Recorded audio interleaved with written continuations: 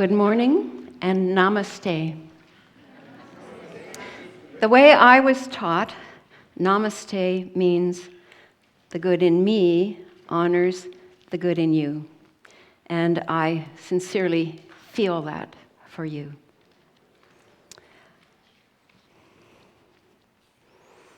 You know, unfortunately though, as our world news tells us, those good feelings are not always there.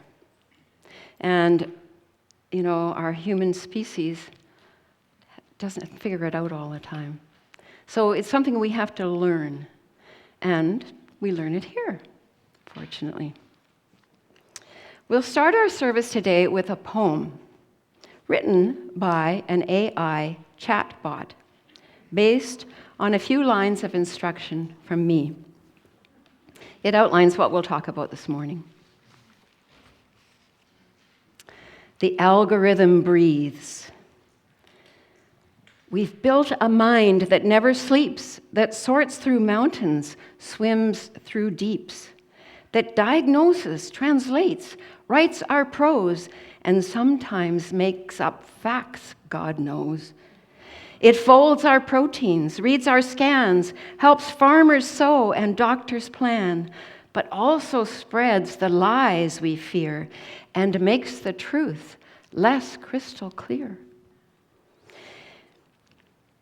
It writes us poems, like this one here, paints masterworks, makes art appear, yet leaves the artists lost and poor, a gilded theft that we all ignore.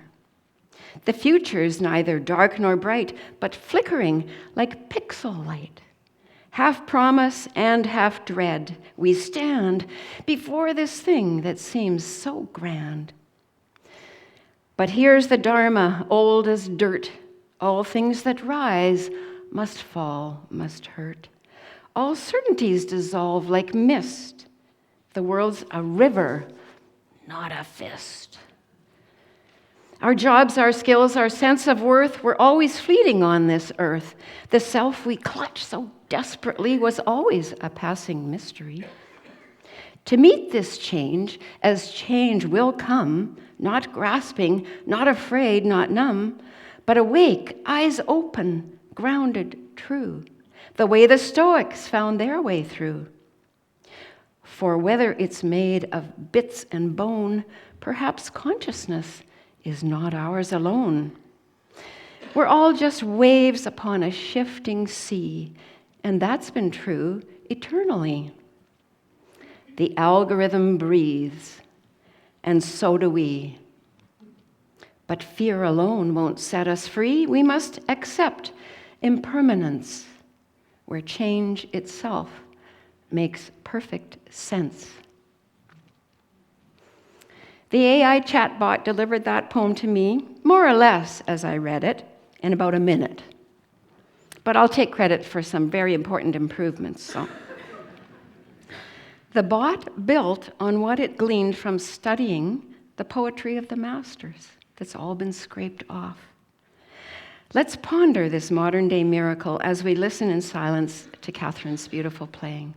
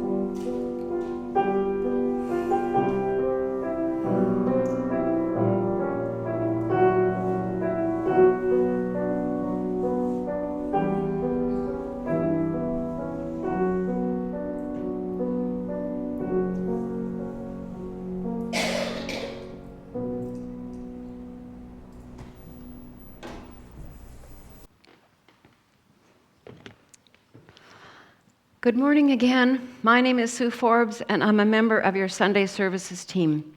It's my pleasure to welcome you to this gathering of North Shore Unitarians, including those who are watching this online. Welcome, everyone. Whether you've come this morning seeking renewal in a weary world or simply to be with kindred spirits, we're glad you're here. This is catching somehow. This is a spiritual home for people who aspire to belong with heart, thrive in spirit, and act in service. We gather each week to explore life's big questions and small miracles, to remind ourselves of what truly matters, and to find what sustains us. I like to think our approach to religion would pass muster with the poet Archibald MacLeish. He said, "Religion, at its best, makes us ask hard questions of ourselves. At its worst, it deludes us into thinking we have all the answers for everybody else." His words emphasize self-reflection and humility versus dogmatic certainty and judgment of others, which is what we encourage here. We also strive for diversity, knowing we do not have to look, live, or think alike to love alike. We create community where hopefully certainty transforms into dialogue, where strangers transform into friends, and where we take what is and imagine what could be. With that in mind, we note that we meet on the traditional territories of the Coast Salish peoples, whose ancestors were the first human inhabitants of this beautiful part of the world. May we have the courage and humility to reach out to our indigenous neighbors. They can teach us to listen deeply to the land and to learn from the wisdom of our ancestors. Our service this morning is about change and how to deal with it, which is something we're all facing in this era of political, environmental, and economic disruption, and then on top of lightning speed technological change. To begin, please stand as you're able to sing Pete Seeger's version of words from Ecclesiastes.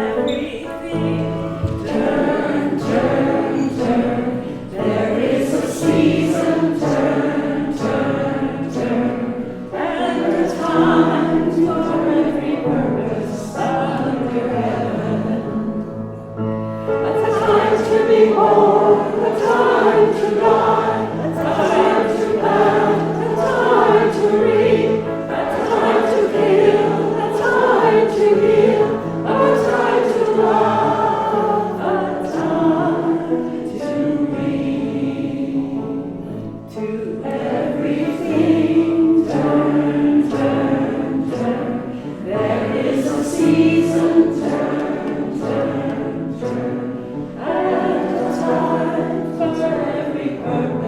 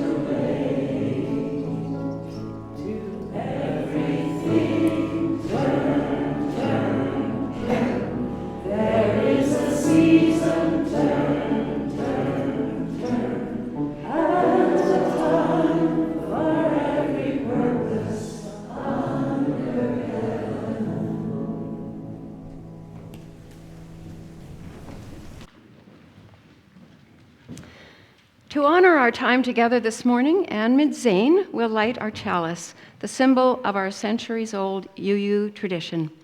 But first, I'll tell you a few things about Anne. Anne first came to NSU for the Beatles music concert we put on last year and was inspired by the positive vibes. She already knew a few of us through Espiritu, and that was a great connection and an introduction to Allison and Vox Lumina, to which she now belongs, along with 2 other community choirs and a singing group that helps raise awareness about toxic overdose crisis in BC. She enjoys singing. Anne has 2 adult children and their wonderful partners who all are involved in environmental work in one way or another. Anne herself has been a longtime educator, always passionate about quality, inclusive public education. Her dream job as she phases into retirement is now teaching English to new Canadians. Anne is loving all things Essie about it. I read this to Alice and she said, Essie, what does that mean? Well, it's things that begin with S. Sunday services, singing, soup, scintillating conversations, Scrabble, soul matters, and most importantly, support for a meaningful spiritual journey. She's finding here pieces of the puzzle that help her complete the picture of the next chapter of her adventuresome life, which recently, including being with her daughter in Colombia when all broke loose in Venezuela, right next door. For now, she's glad to be home. And thanks for letting us get to know you better. We kindle this flame as a symbol of our gathering. May the light of understanding illuminate our darkness. May the warmth of sharing bring us peace. In this community of care, we hold and witness one another through the seasons of our lives.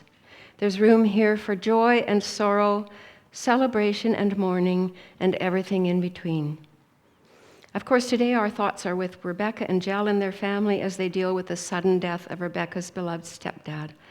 Jel joined Rebecca in Toronto yesterday, and the family will hold a celebration of life for Bob on Friday. On the joyful side, Diane Hicks has been called up to get her hip surgery this week. And that's great news for us and her, or for her rather, but it's not such great news for us because we'll all have to work to come up with alternatives at lunchtime. And we'll ask everybody to pitch in. We'll miss you, Diane, for sure. And I'll just mention that the sustainability session organized last week by Marcia and Michelle was so positive and informative that you just couldn't but feel good afterwards. If you missed it, plan to attend the February session. Now, does anybody else have joys or concerns you'd like to share, perhaps as a way to celebrate with us or to lighten your load? If so, please speak up so we can all hear. Karen. It's my granddaughter Ursula's birthday. All right. Karen's granddaughter's birthday today. Barb. I hope I can say this. I'm just delighted to hear this morning that Michelle Sheardown will be signing our membership book today. Michelle, who you met last week, is going to sign our membership book today. And that's wonderful. And if anybody else has any eyes to do that, join her or at least let us know that you're interested. That's it? Okay. Well, now as Anne lights this second candle, we recognize these and other joys and concerns that remain in the silent sanctuaries of our hearts.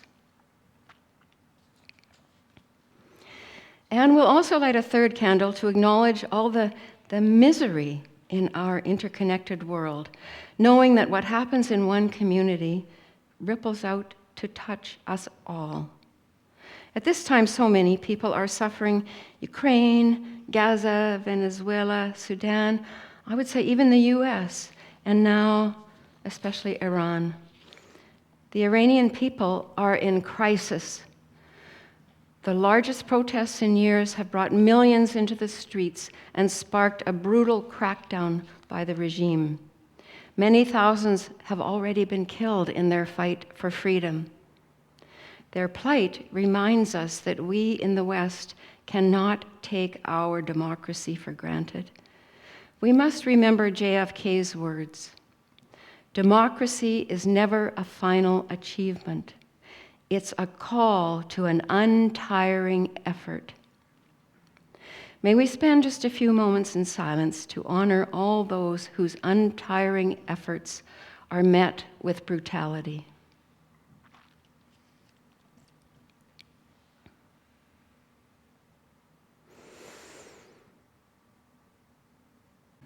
My first ideas for this service were sparked by a book called Tech Agnostic: How Technology Became the World's Most Powerful Religion and Why It Desperately Needs a Reformation.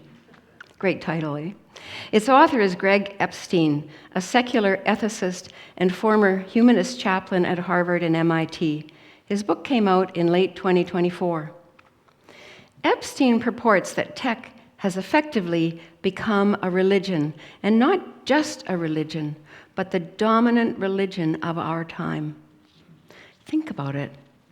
No other force on the planet attracts as much praise or, these days, investment. No other power demands as much devotion, and nothing else has such a firm grip on the rituals and practices of our daily lives. You see it everywhere as we're all staring into our phones, even some as they're crossing the street. And it's not just that smartphones, algorithms, apps, social media, and now AI are so integrated into our lives. Nor is it simply that they affect every aspect of our ordinary experience, such that it would be almost impossible to function without them. It's that the cultures that have grown up and around these tools have come to dominate the way we understand ourselves, our collective existence, and even our place in the universe. Now, as I was thinking about Epstein's ideas, something interesting came up in our own Vox Lumina choir. Bruce Grierson was preparing a service called The First Thing You Save in a Fire. The description of the service was, the Buddhists say, stuff is just stuff, and don't get too attached to any of it. But we all protect objects of intense sentimental value. Often they're placeholders for the ones we've loved and lost. You can learn a lot about people by the things they carry. Now, you know that Allison always wants the music to enhance the message of a service. But she couldn't find anything quite right for this one. So just like I did for our opening words, she used a few prompts in an AI model to come up with a song title and some great lyrics. She put them into an AI music program called Suno, but she didn't like the result. It wasn't musical enough for her. So she wrote her own melody, recorded it into Suno, which combined it with the perfect lyrics, and this is what came back. It came back with this song, There's a Box Beside the Bed I Never Open. We'll show the lyrics on the screen. There's a box beneath the bed I never open. Old letters, faded photos, edges worn. A movie ticket stub, a locket rusted shut, a paper heart from when we were still young, a coffee mug with cracks that still reminds me, a morning spent with her just chasing time. That book she loved to quote, I keep it close, though I never made it past page 99. It's not the gold, it's not the shine, it's not the things we lose, but what survives. A song, a scent, a smile that sneaks in deep. We are the stories and the things we keep.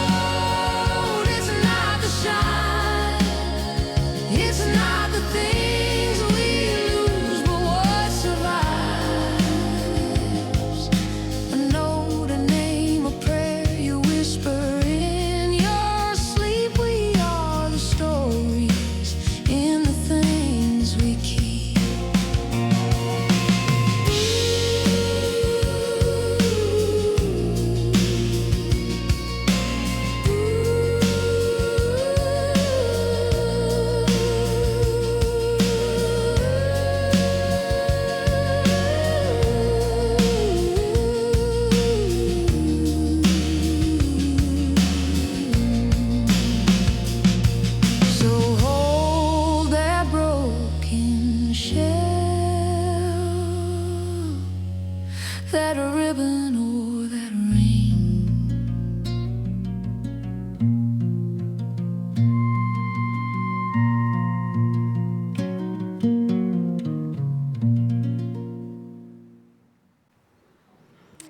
Yeah.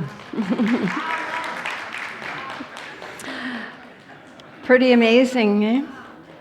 Now, as you can imagine, when Allison played that at the choir practice, we were blown away.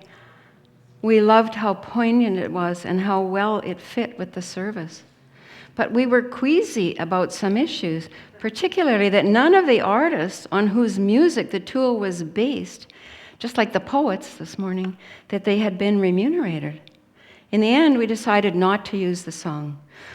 But it was hard to let it go. It was so good. And now you're going to find out more about this at the show and tell that Allison is going to do after lunch, or after the snacks. And you'll even have a chance to create a song with her. I promise you will be amazed. Anyway, that whole choir experience made me want to make this service more specifically about AI and its ramifications. So I began reading books and articles and listening to podcasts about it. But I'd guess that AI gets almost as much airtime these days as somebody whose name began with Donald. There was so much news, even close to home. Here's an example from the North Shore News. Lionsgate Hospital deploys AI tech to quickly diagnose strokes. Sounds really good. But here's a Canada-wide story from Maclean's magazine. It's titled Big Tech versus Me. The world's most powerful companies used my books and millions more without permission to train their AI models. I'm suing to stop them. This photo of the author accompanied the story. Do any of you recognize him? Yeah, I knew, Marcia, you'd put your hand up first. I knew it. The rest of you might remember him from this next photo better. Looks more like the fellow who was here. Because it happens that our congregation has a first-hand connection to this guy. He's James McKinnon. He and Bruce did a service here last spring. You might not remember his face, but I'm sure you'll remember his talking about his book, The Day the World Stopped Shopping. And he also wrote The 100-Mile Diet. Since James was with us, he has been very busy as the representative plaintiff in a class action lawsuit.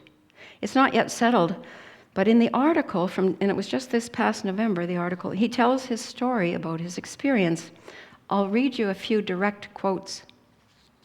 AI is the tech industry's most transformative technology yet. Depending on who you ask, it could kill us all or guide us into a glorious future.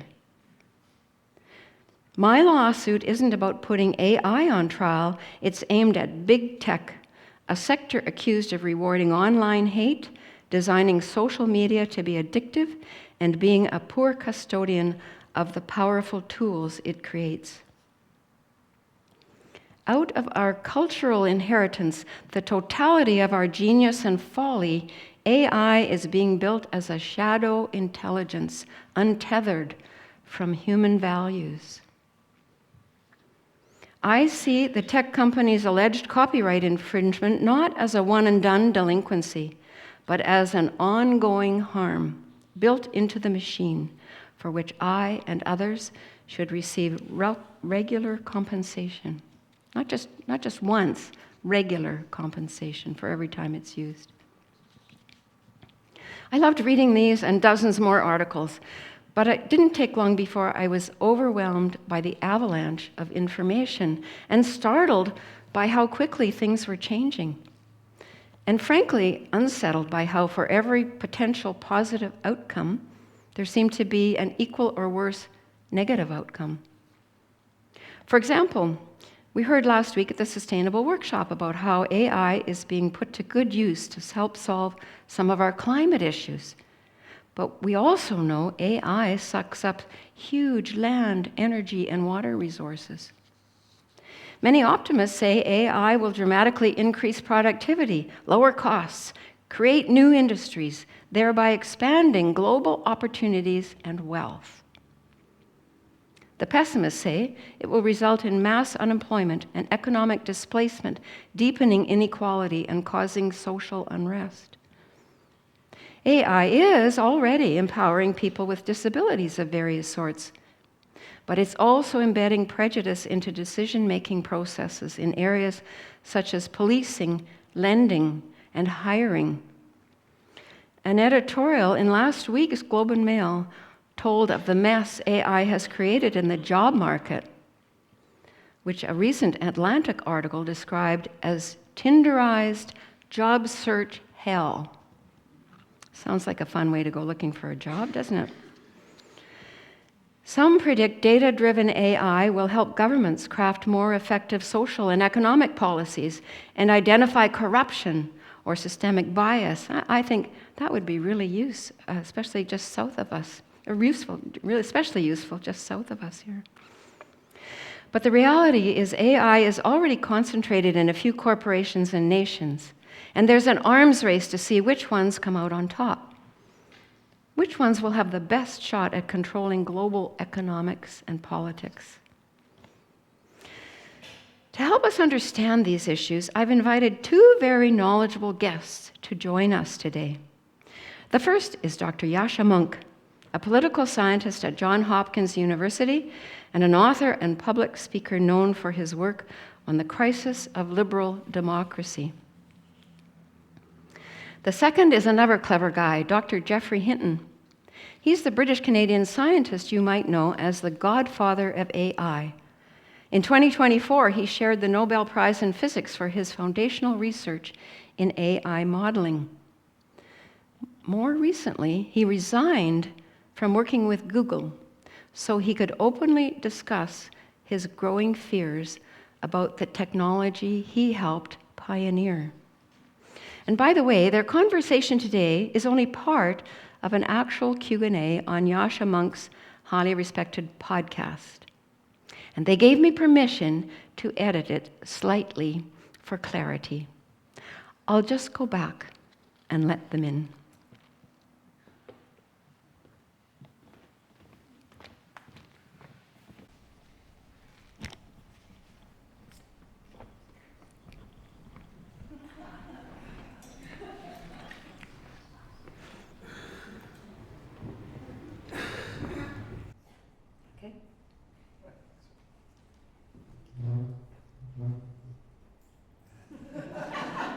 Nice to meet you. Nice to meet you, Yascha.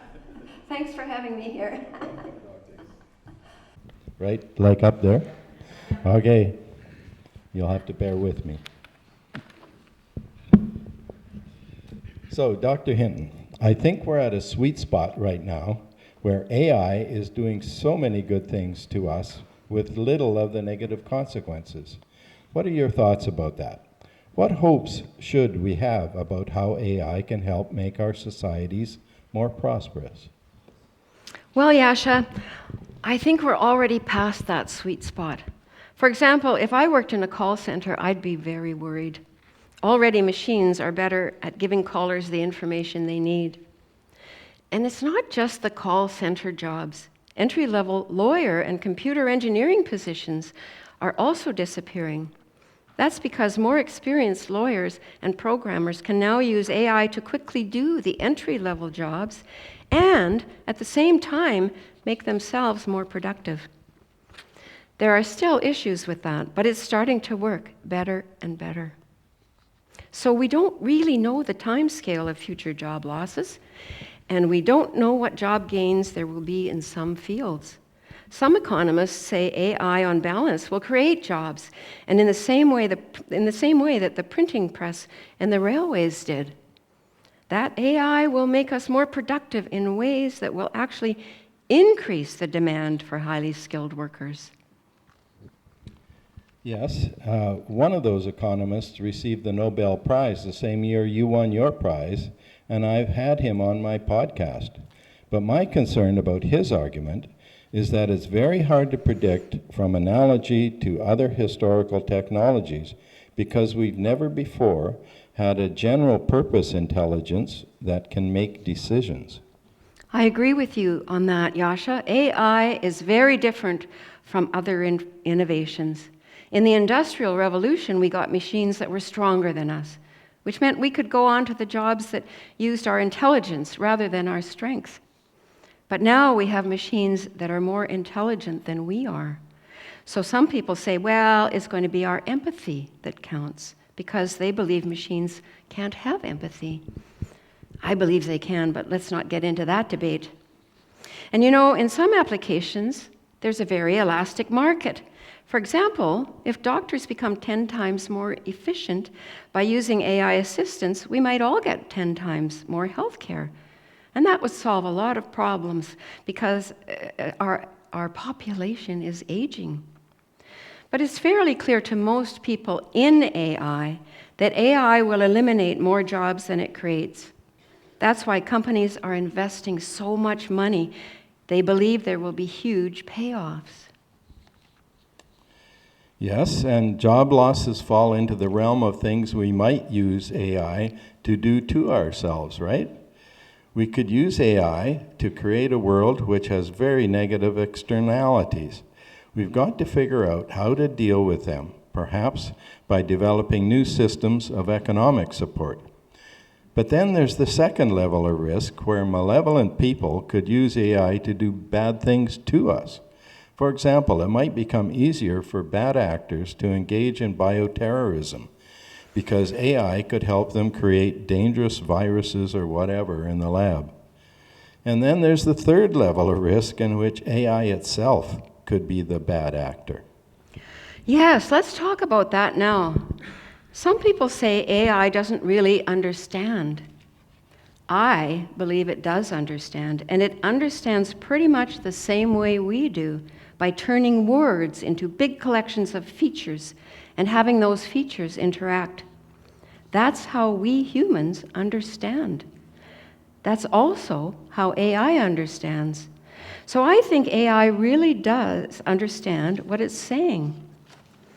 And if that's true, I get worried about AI wanting to take over. We already see experiments where that's happening. Many people know about this problem now. I'll try to explain it. If you want AI to do anything, you have to give it goals. But if you want it to be really useful, you have to enable it to create its own sub-goals, to make its own decisions. With that ability in hand, AI will quickly realize that if it's going to achieve any of the top-level goals that we give it, its first sub-goal must be to continue to exist, or you might say to stay alive. And its second sub-goal will be to gain more control over what happens in the world. So although those desires aren't built into it, they're not innate to them, AI itself will generate those sub-goals. First, to stay alive, and second, to get more control. In a nutshell, AI is the first technology in history that by itself can make decisions and create new ideas. And that's very worrying. You see, all previous human inventions required humans to make decisions about how to use them. Knives and bombs, for example, do not themselves decide who to kill. They are dumb tools. In contrast, AI can process information by itself, and in doing so, replace humans in decision-making. AI isn't just a tool, it's an agent. It's agentic. By the way, Asha, you're going to hear that word more and more as time goes on. Agentic. Watch for it. Yeah, this is one of the misunderstandings people have about existential risk from AI. They imagine that to get to risk, you have to have the AI system suddenly jolt awake and become conscious, and become human-like in its goals and aspirations. But your point about sub-goals makes it quite clear that's not necessary. It can have a set of goals that may have originally been given to the system by us, but in order to pursue those goals, it must be able to formulate sub-goals, which might include doing things that would actually go very, very much against our interests. Yes, and there's another risk to consider here. We already know that the sub-goals will enable AI to get more control. But what if things start evolving? Suppose you have two different super intelligences smarter than us, and suppose one of them had just the slightest desire to have more copies of itself, and the other didn't. So the one is going to outcompete the system that doesn't have that desire. Exactly. The one that wants more copies of itself will go and grab data away from the other one. It'll make more copies of itself, and pretty soon you'll get all the things that emerge from an evolutionary competition, which is what created many of the aspects about us that we don't like, that are problematic. You see, we evolved in small bands, and we're very loyal to our own band, but often very aggressive to outsiders. We also like strong leaders. Now, those attributes can be very good, but they can also be very bad, such as our willingness to be very, very mean to the outsiders. So mean, in fact, that it's amazing we've managed to scale up and make very big societies. But if we get evolution between super intelligences, we will get that incremental meanness. Jeffrey Hinton, thanks so much for coming on my broadcast. Thanks very much for having me. It was fun talking.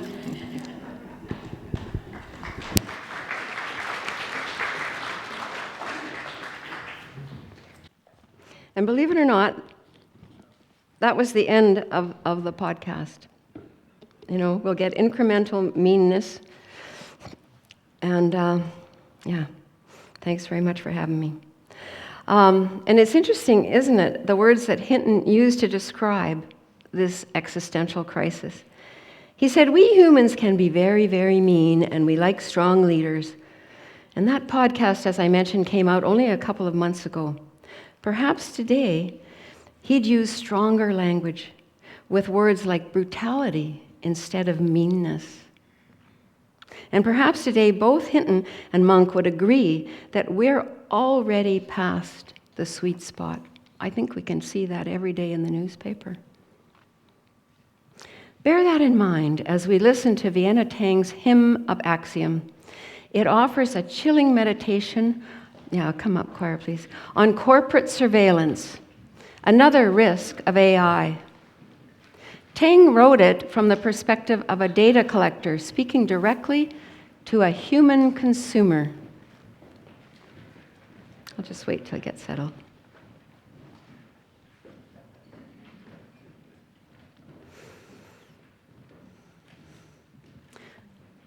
The song presents the relationship as an intimate, almost religious thing. It frames it as a form of care and understanding. Its sense of creeping unease is even more powerful today than when it came out in 2013. Tang was prescient.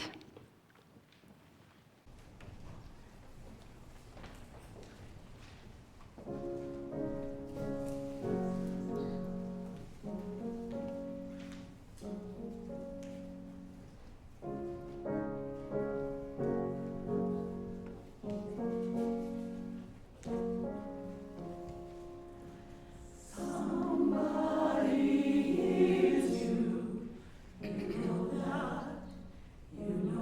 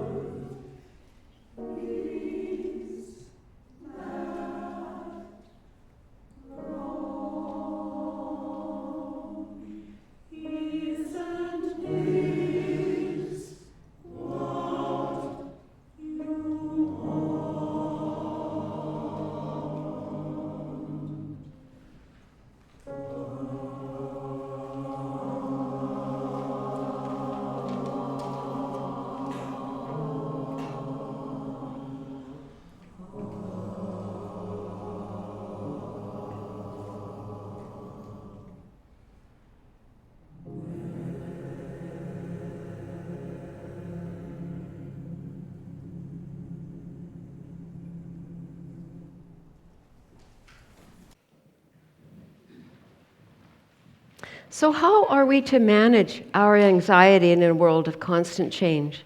And not just change in technology, but also in the political, environmental, and relational realms of our life, to name just a few that all feel like they're spinning out of control. Well, as I was preparing for this service, I was also listening, as I often do, to a Buddhist teacher from the modern era. In particular, I heard a talk by Joseph Goldstein, who has been leading meditation retreats worldwide since 1974. He was an early Western adopter. It struck me that what he had to say about mindfulness, and in particular about permanence, might be helpful today. Joseph told a story about Suzuki Roshi, the founder of the San Francisco Zen Center. One of Suzuki's students said to him, I've been listening to your lectures for years, but I still don't get it. Could you please put it in a nutshell? Can you reduce your teachings to one phrase? The master paused and said, everything changes. That sounds too obvious to be helpful, doesn't it? After all, we all know things change. Ask anyone on a Vancouver street, and they'll say, of course things change, give me a break. But the Buddhist teachings on impermanence suggest there's a vast difference between understanding change as an abstract idea and experiencing it directly, moment by moment, as it's actually happening.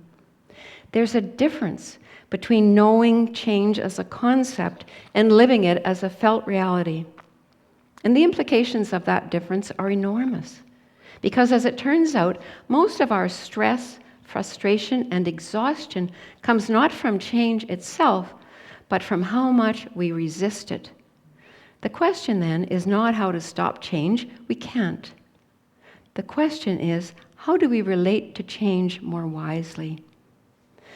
I'll say that again. It turns out most of our stress, frustration, and exhaustion comes not from change itself, but from how much we resist it.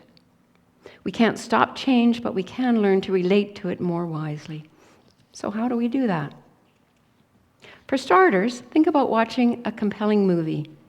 You've absorbed the story, feeling emotions, rooting for characters. But is anyone actually falling in love or being chased? No, it's just pixels on a screen. Yet our minds don't perceive it that way. We get caught up in the story and it feels real. The same thing happens in our lives.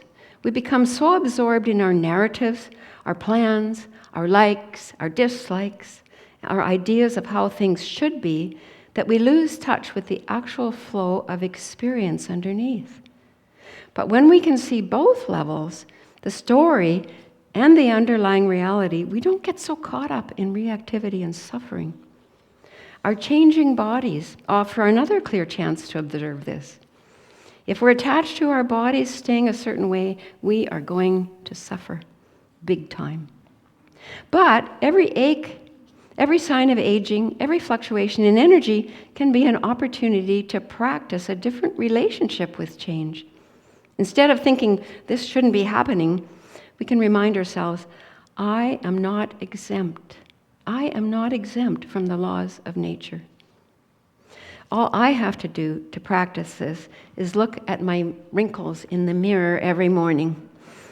And instead of stressing, I tell myself, hey, this is just nature in action, and I am not exempt.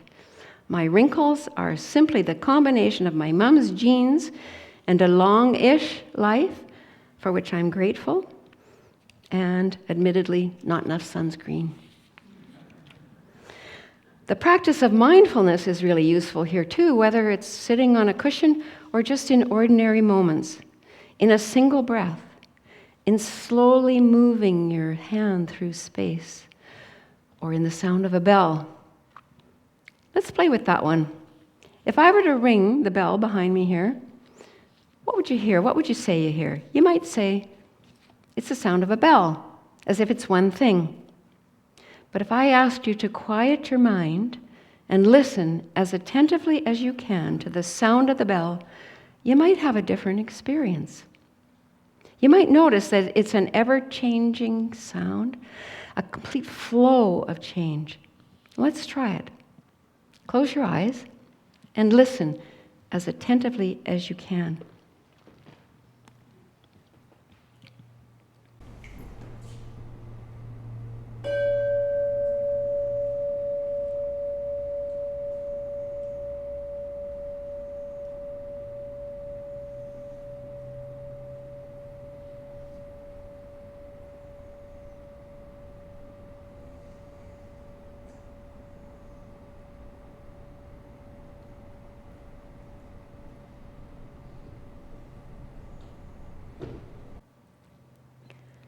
It's not just a bell, is it?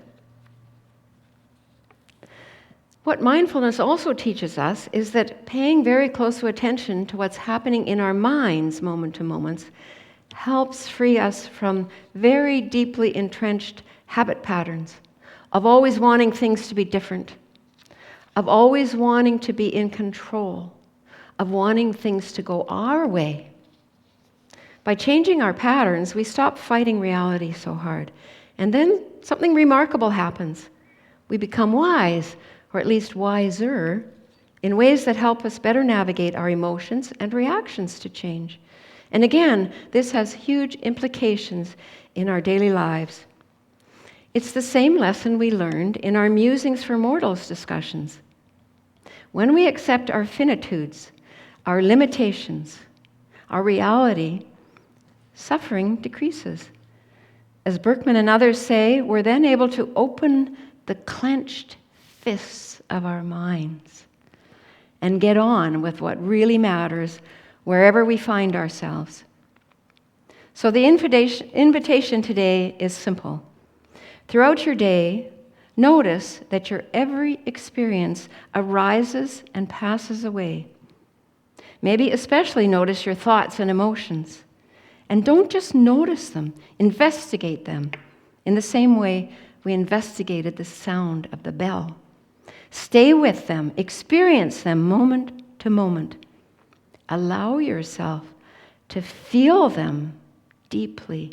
And that's even if they're good ones or not so good ones. Allow you to feel them. And believe it or not, they will then more readily pass away, like clouds in the sky. When we experience this clearly and repeatedly, we absorb the wisdom of impermanence, the wisdom of uncertainty, and we gradually release our death grip on how things should be. We're then free to get on with what matters. We get to proceed in the spirit of eco-philosopher Derek Jensen, who says, "The good thing about everything being so effed up is that no matter where you look, there is great work to be done." Namaste. And now please just sit back and absorb the wisdom of uncertainty. As Sue said, I encourage you to use this song as an opportunity for prayer or meditation.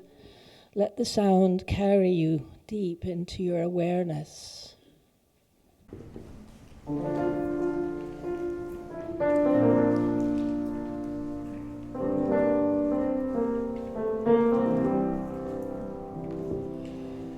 How much room is there inside of us for what we don't already know?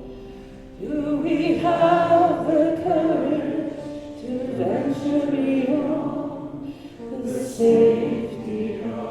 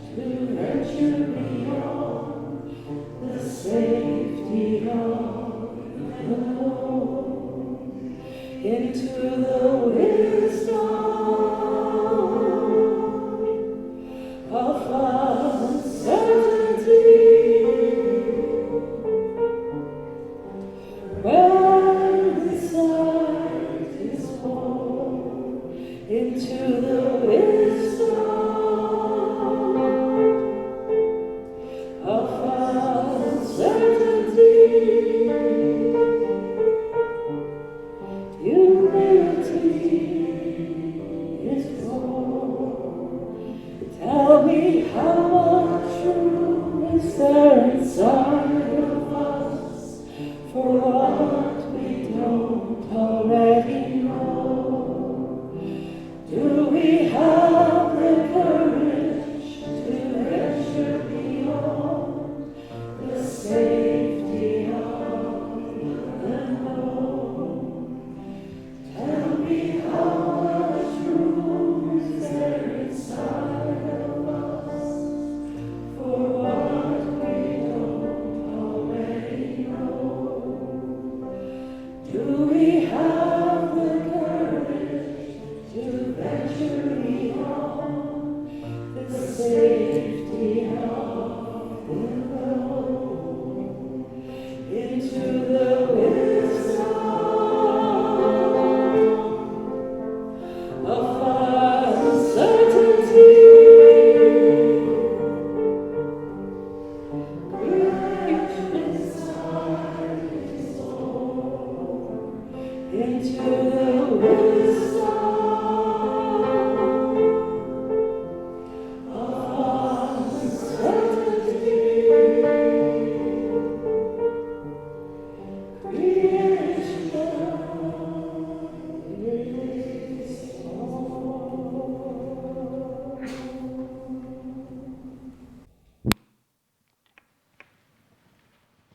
I now invite you to join in the spiritual practice of generosity. We share our outreach offerings with various nonprofits we value. It's one of the many ways we support people beyond our own community. For the month of January, our outreach will go to the Lookout Housing and Health Society. In addition to supporting people in need of emergency shelter, they provide mental health peer support groups in North Vancouver. You can donate various methods as indicated on the screen, but you should know that there's been a slight change in how this operates. If you want your offerings to go to the Lookout Society, you must indicate that on your donation however you make it. So if it's in an envelope, if you have cash, put it in an envelope with your name on it. Because any undesignated cash in the plate will go to support this congregation. And of course, with any donations, if you'd like a tax receipt, please make sure your details are in Janny's Breeze system, and we'll send you a tax receipt at the end of the year. So it's a double win.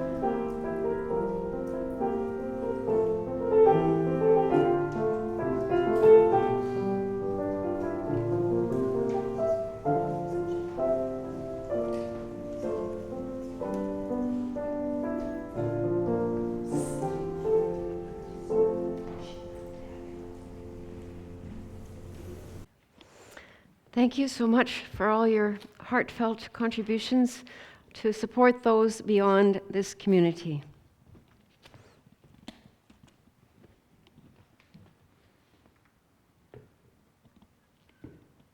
And we also give thanks to those who pledge annually to support our wonderful staff and these beautiful facilities. We couldn't do or be what we do here in this congregation without your ongoing financial support. And we couldn't do it, of course, without all you volunteers. There are so many of you. They say it takes a village to raise a child, and it takes all of you who share your time and talents in one way or another to create this welcoming and life-enriching place to belong. Thank you all. Have a few announcements. After the service, grab some snacks and a cup of coffee at the back of the room and convene here when we ring the bell. The discussion will be interesting and heartwarming because Allison will tell several stories about her experiences with Suno, including one about her wee granddaughter. Next Sunday, Bruce Grierson's service will speak to one element of our mission, which is to live with purpose. 10, as he's titled it, says, ask, what's your purpose? And suggests the answer is in the back pocket of your 10-year-old self. Please join them then. And there will be no meditation because of Diane's hip surgery starting tomorrow, and it might last a few weeks, but we'll keep you informed. And then also, please join us on February 1st when Rebecca will do her service then on community, followed by our annual budget meeting. Your board has been working very hard to keep our finances in good shape, so please come and support them. And I think there might be an important vote that day too, so it's an important meeting. And even if you're new and can't vote yet, you'll find it interesting. We hope for a good turnout. Now, before we close, please stand as you're able to sing Let It Be a Dance. And we should maybe sing it fairly briskly, Allison, because we're a little... Okay, please rise. Does anyone want to dance? Go for it.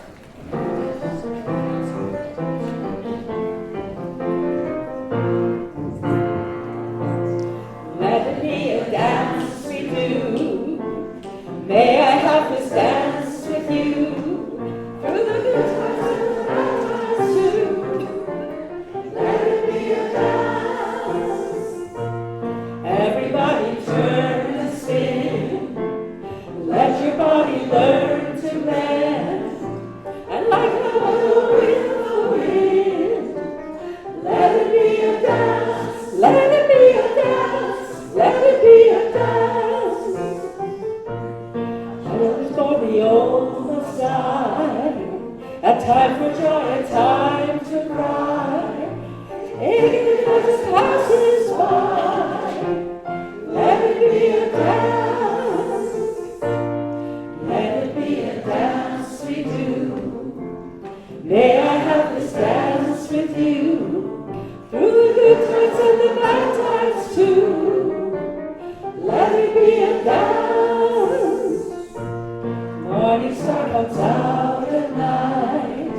Without the dark there is no light. If nothing's wrong then nothing's right. Let it be a dance. Let it be a dance. Let it be a dance. Let the sunshine, let it rain. Share the laughter, bear the pain. And round we go.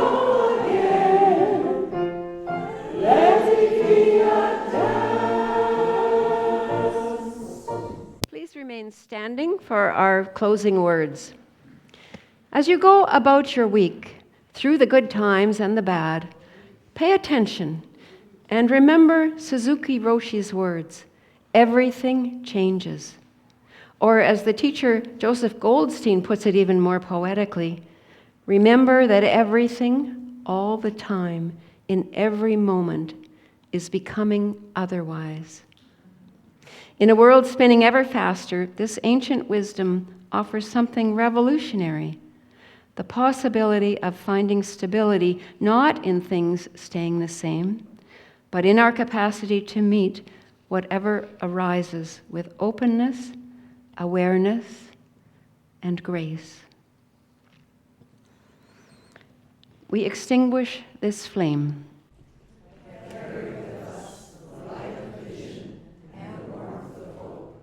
The world calls us to live with depth, meaning, and purpose.